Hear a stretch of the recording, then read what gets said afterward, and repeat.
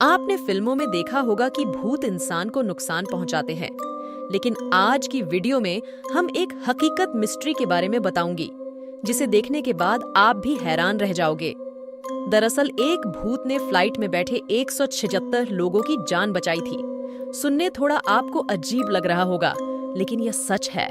चलिए पूरी स्टोरी को जानते हैं, तो वीडियो को लास्ट तक देखिए और चैनल को सब्सक्राइब जरूर करें।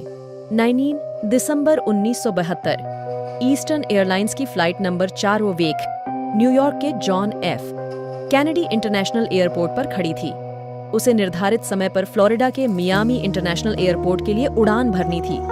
फ्लाइट में कुल 157 यात्री और 13 क्रू मेंबर्स सवार थे। विमान को 55 वर्षीय कैप्टन रॉबर्ट एल्बिन चलाने वाले थे, जिनके पास 29,700 फ्लाइट आवर्स का एक्सपीरियंस था। वहीं 39 वर्षीय फर्स्ट ऑफिसर एल्बर्ट जॉन, 51 वर्षीय फ्लाइट इंजीनियर डोनाल्ड लुइस उर्फ डॉन रेपो और 47 वर्षीय टेक्निकल ऑफिसर एंजेलो डोंडियो भी फ्लाइट में उनका सहयोग करने वाले थे। फ्लाइट टेक ऑफ के लिए तैयार थी। सुबह के 9:20 पर फ्लाइट ने उड़न भर दी। सभी लोग प्लेन की यात्रा का आनंद ले रहे थे। वहीं क्रू मेंबर्स उनकी सेवा में लगे हुए थे। सब कुछ ठीक चल रहा था। करीब 2 घंटे का समय यूं ही बीत गया। फ्लोरिडा बस आने ही वाला था। कैप्टन ने लैंडिंग की तैयारी कर ली थी। जैसे ही लैंडिंग गियर खुला, वैसे ही सामने की स्क्रीन पर ग्रीन इंडिकेटर जलने लगा। को पायलट ने अपनी तरफ से तो लैंडिंग गियर खोल दिया, लेकिन उनके सामने जो मंजर था वो बेहद डरावना था। उन्होंने देखा कि इंडिकेटर वाली ग्रीन लाइट अब जल ही नहीं रही है। उन्होंने इसकी जानकारी कैप्टन को दी। कैप्टन भी स्क्रीन देखकर हैरान रह गए, क्योंकि जब तक इंडिकेटर में ग्रीन लाइट नहीं आती है, इसका मतलब प्लेन का लैंडिंग गियर खुला ही नहीं है। इसके बाद उन्होंने खुद भी लिवर को ऊपर नीचे किया, लेकिन लाइट आ ही नहीं रही थी। इसकी जानकारी उन्होंने तुरंत एयर ट्रैफिक कंट्रोल ATC को दी। प्लेन तब तक नीचे आना शुरू हो चुका था। लैंडिंग बस होने ही वाली थी, लेकिन जब ATC को इस बात का पता चला, तो उन्होंने कैप्टन को कहा कि वे प्लेन तो 2000 फीट की ऊंचाई पर ले जाएं, फिर उसे ऑटो पायलट मोड में डालकर खुद चेक करें कि आखिर दिक्कत कहां आ रही है। कैप्टन ने फिर वैसा ही किया। इसके बाद प्लेन के इंजीनियर कॉकपिट के अंदर आए। उन्हें लगा कि शायद इंडिकेटर ही खराब हो गया है, इसलिए उन्होंने इंडिकेटर खोलकर चेक किया, लेकिन वो बिल्कुल सही थी। फिर उन्होंने प्लेन का वो बटन दबाया जिससे प्लेन की सभी लाइटें ऑन हो जाती हैं।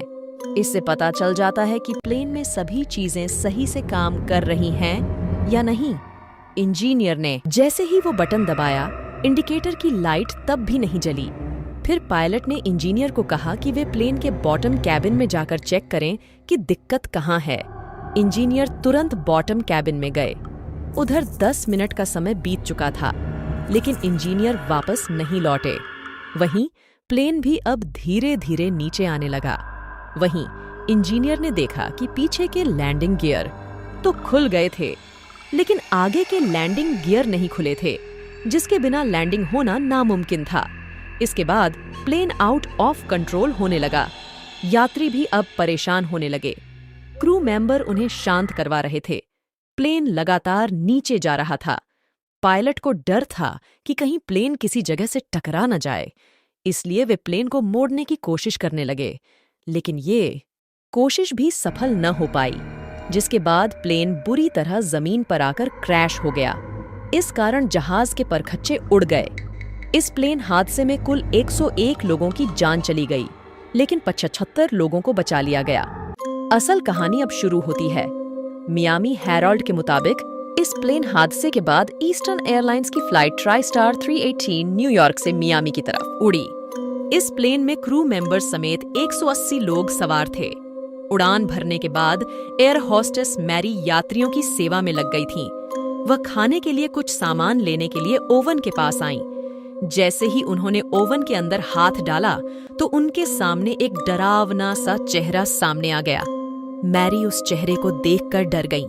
वह चिल्लाना तो चाहती थीं, लेकिन उन्हें लगा शायद ये उनका वहम होगा। जब दोबारा उन्होंने ओवन में हाथ डालने की कोशिश की, तो वही चेहरा एक बार फिर उन्हें दिखाई दिया। उसकी आंखें हिल रही थीं। मैरी तुरंत डर कर वहां से भाग गई और फ्लाइट इंजीनियर को ये सभी बातें बताईं। फ्लाइट इंजीनियर को पहले ये बात मजाक लगी, लेकिन जब वह मैरी के साथ ओवन के पास गया तो उसे भी वही चेहरा नजर आया। इस बार वह चेहरा कुछ कहने की कोशिश कर रहा था। उस चेहरे ने उन्हें चेतावनी दी कि थोड़ी ही देर बाद इस फ्लाइट में आग लग जाएगी। इतना कहते ही वह चेहरा गायब हो गया। मैरी को कुछ समझ नहीं आया, लेकिन इंजीनियर को वो चेहरा याद आ गया।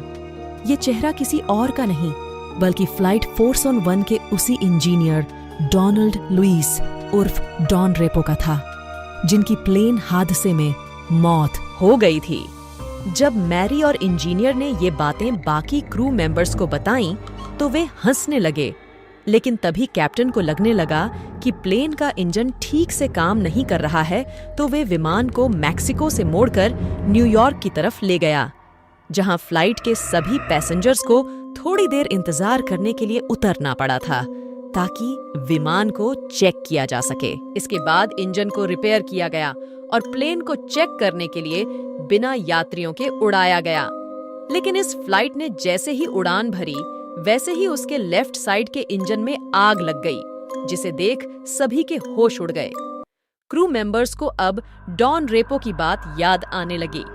इसके बाद सभी को यकीन हो गया कि मैरी जो कह रही थी वो सच था। अगर उस समय प्लेन में कोई यात्री बैठा होता तो वह पक्का मारा जाता। इसके बाद इस फ्लाइट को द गोस्ट फ्लाइट 401 के नाम से जाना जाने लगा। बाद में जब इस फ्लाइट की जांच हुई तो पता चला कि इस फ्लाइट का ज्यादातर हिस्सा फ्लाइट 401 के मलबे से ही बनाया गया था। वो ओवन भी फ्लाइट 401 का ही था। बता दें, इस सच्ची घटना पर आधारित एक फिल्म भी बनी है, द गोस्ट ऑफ फ्लाइट 401। इसके अलावा एक और फिल्म बनी है वहीं जॉन जी फुलर ने भी इस पर एक किताब लिखी है, द घोस्ट ऑफ फ्लाइट 401, जिसमें उन्होंने इन सभी बातों का जिक्र किया है। लेकिन ईस्टर्न एयरलाइंस ने हमेशा इन बातों को अफवाह बताया है। उनका कहना है कि ऐसा कभी कुछ हुआ ही नहीं है। भूत दिखाई देने वाली बात मात्र एक वहम है। वैसे आपका क्या कहना है, कमेंट में बताएं।